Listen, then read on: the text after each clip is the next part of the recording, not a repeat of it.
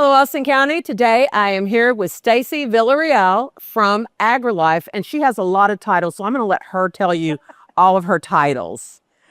So I'm with Texas A&M AgriLife Extension Service, and I'm the Ag and Natural Resource Agent for Austin County. And so basically when you see all those cool things come through, I mean, that's her. It's like I get emails and it's like, oh, look, there's Staci. There's Staci. There's Staci. So I feel like I know somebody very popular. Famous in a small town. There you go. All right, and we're here not this weekend, but next weekend. They are going to have the Bluebonnet Master Gardener plant sale, correct? Correct. Yes, ma'am. All right. And so before we start about the plant sale, what is the Master Gardener program? Give us a little quick, because people hear that, but they're like, what is it? Okay. So our Bluebonnet Master Gardeners is a volunteer organization made up of what we call master volunteers. Right. And they go through about a 4-month course. It's about 50 hours or so. And they learn anything and everything they can from plant development, the soil, to growing fruits and vegetables. We bring in specialists, and you get to learn all of this great material from experts in the field and some of our specialists at A&M during this course. And then once they finish, then they become what we call trainees or interns. And then we ask that they get 50 hours of volunteer service, doing volunteer hours like helping at the plant sale, or doing helping at any of our demonstration gardens that we have throughout the county. I was just saying, and a lot of times if you go by, you'll see the little signs that say maintained by the Bluebonnet Master Gardeners. Right. So all those beautiful things you see, they do it. And I consider doing it, in all my spare time. Well, come on. Anyway, so the thing is that when we go to the Bluebonnet Master Gardener plant sale, these people know what they're talking about. So we can be assured we're getting good stuff. Yes. Okay. All right. So when we go to the sale, what can we expect to see? Like, will there be people there? Will we, or just plants? Or if I say, hey, if I buy this green plant here, will they tell me what it is and how I can take care of it? Yes. Okay. So the plant sale itself will be held at Levine Park in Sealy. Okay. So right across from City Hall on Main Street. And we start setting up actually on Friday. And we always have people stop in on Friday trying to get in early, trying to Grab buy a little stuff. something. Right. But the sale does not officially start till Saturday. Okay. At 8 o'clock. Okay. And so we usually have people getting in line fairly early, wanting to, pick out what they see. They're looking at everything, and then they're like, I want this, I want that, I want that. And so it's just a whole lot of stuff. It's a good time, huh? It is a good time. Okay. So we will have, we will have everything from some fruit trees. So I was just going to ask you, go ahead. Some fruit trees, some different varieties. And then the list that we got was really large. And so we should have a very good selection of fruit trees. Okay. But we do have, on a side note, we will have our bigger actual fruit and citrus tree sale in August. Okay. Because that's a little bit better time to plant, is going into the fall with some of those plants. That way you can try to get them in the ground before the first freeze and stuff. Okay. But it's just such a good selection. And a lot of times by the time we need to order in August, those trees are gone. So we want to make sure to have that availability for everybody. And we'll see about having you come back and talk about that. Yes. Okay, cool. Definitely. And then we'll have blueberries, blackberries. We will have hanging baskets. Nice. Our main focus is definitely trying to get some natives, our Texas natives in here, or our Texas superstars, because those, of course, our plants are going to do well in our area. They're going to do well with our freezes, our colder temperatures, our hot summers, drought conditions, things of that nature. But definitely when I say they do well in drought conditions, it's not you plant it and you leave it. Right. It has to, of course, get established first. Right. And so those are some of the basic stuff we'll have. And then definitely roses. We have a junior master gardener program in Sealy. Okay. At the library. It's a little homeschool group. And so usually every year they try to, that they've been doing this, that the junior master gardener group has started, they try to make a few things and then try to sell them also at the plant sale. Oh, wonderful. Because part of their, in like the curriculum for junior master gardeners is like an entrepreneurship. Oh, okay. And so they have to make a business plan, and then like actually learn, to sell and like that kind of, and like budget and things like that. And so like last year, the money that they collected in, they used for other things that they wanted in their garden, but they have at the City Library. Okay, I was gonna say, because I noticed last year that there were these girls were darling, and they were so excited. I went over to their table, and they must have told me everything from how much water to the soil to the size of the cups, and I was like, wow, you girls sure know a lot. They were darling. Okay, I didn't realize they were junior master gardeners. Oh, yeah.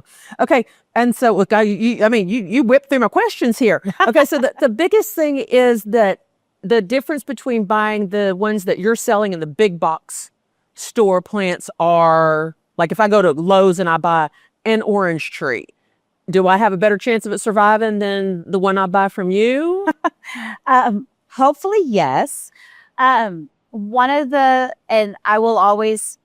be honest, and I'll always tell this story. So when we try to purchase stuff, we always, of course, get it from some of our local sources if we can.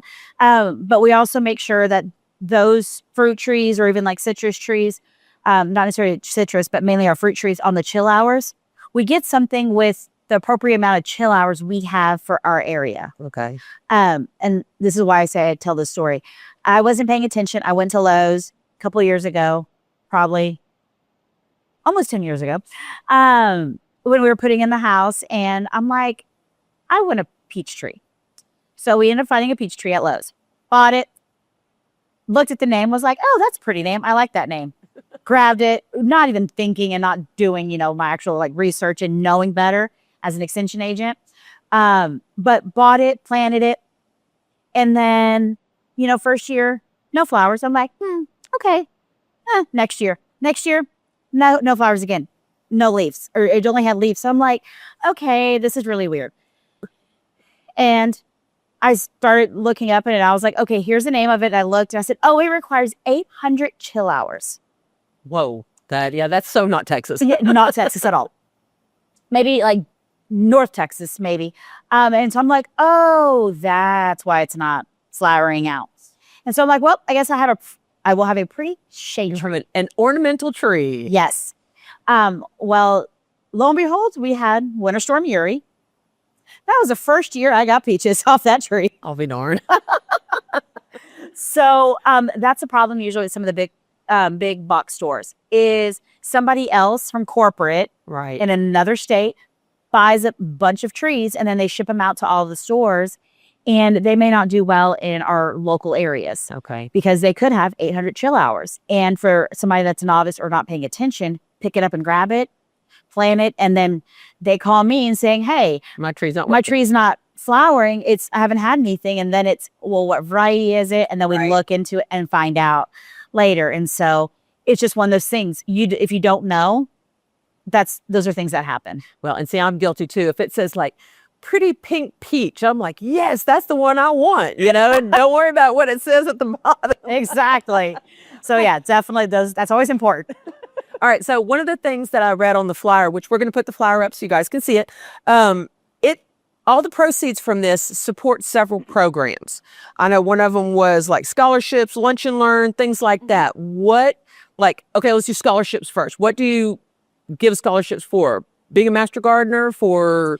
No, so our scholarships are actually for our graduating seniors. Okay. And since Bluebonnet Master Gardeners is a 4-county contingency, so Austin County, Colorado County, Fayette, and Washington County, we have the scholarships that there is one senior that gets a scholarship from each one of those counties. So we have a committee that reviews the scholarship applications, and then they go through and we select a winner for each county. So we'll give out 4 scholarships every year, and it's a $1,500 scholarship. Depending on, of course, if we have a really good sale, then, we have some money built up. Then it's like, okay, we can definitely increase that. Right. Which they actually did a couple years ago. It was $1,000, and then it's now increased to $1,500. Good. And so then that's always good, because then we have, and it doesn't matter what what field you're going into. Okay. I mean, of course, there's probably going to be a little bit more lenient towards something agriculture. Right. But then again, that's up to the committee. The Right. committee, they're the ones who score and vote on those scholarships. And then all of our lunch and learns that the 4 counties hold, they're all free and open to the public.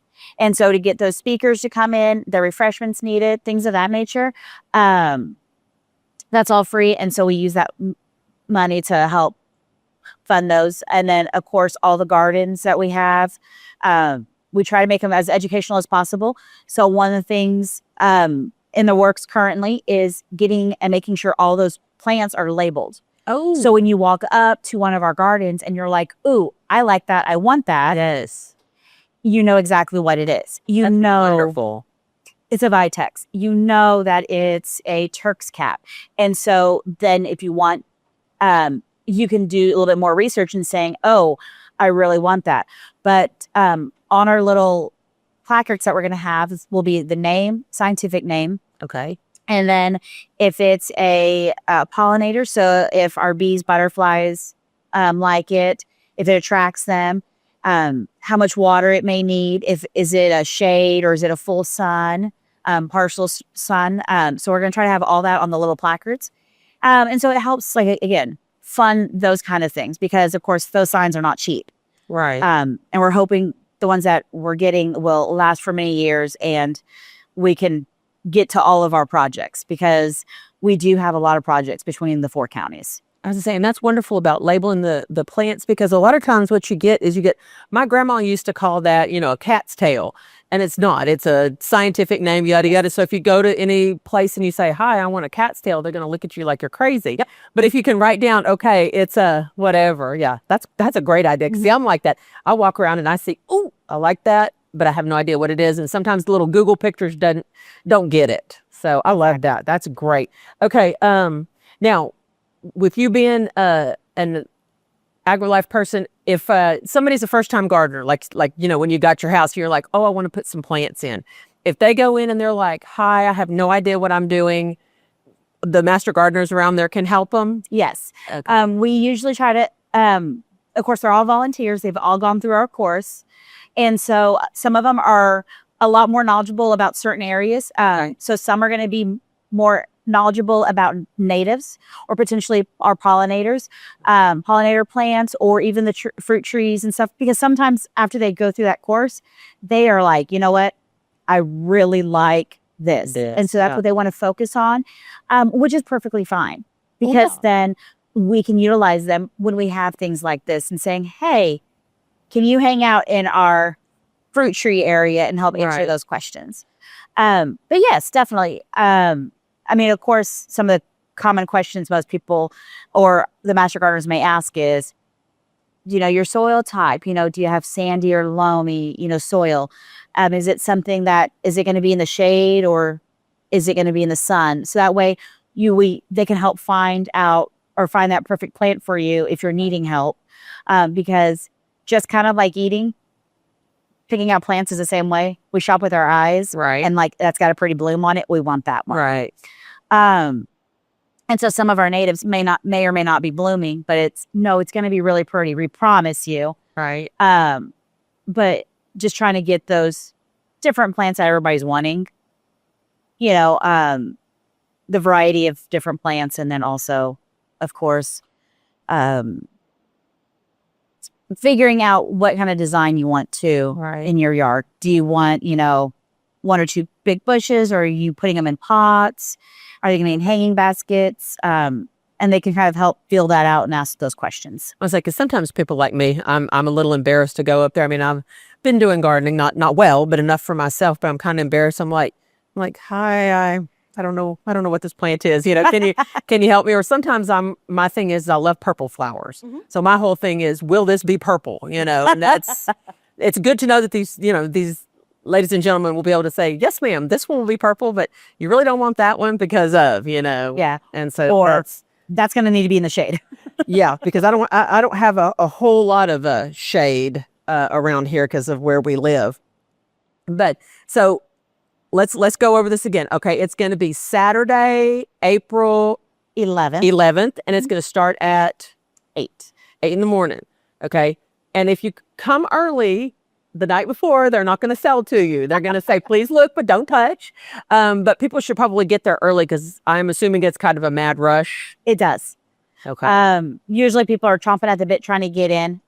We were starting, I think, at 10 o'clock, and I think we pushed it back to 9. And so it's like kind of that 8:30, you know, but definitely it's just one of those like,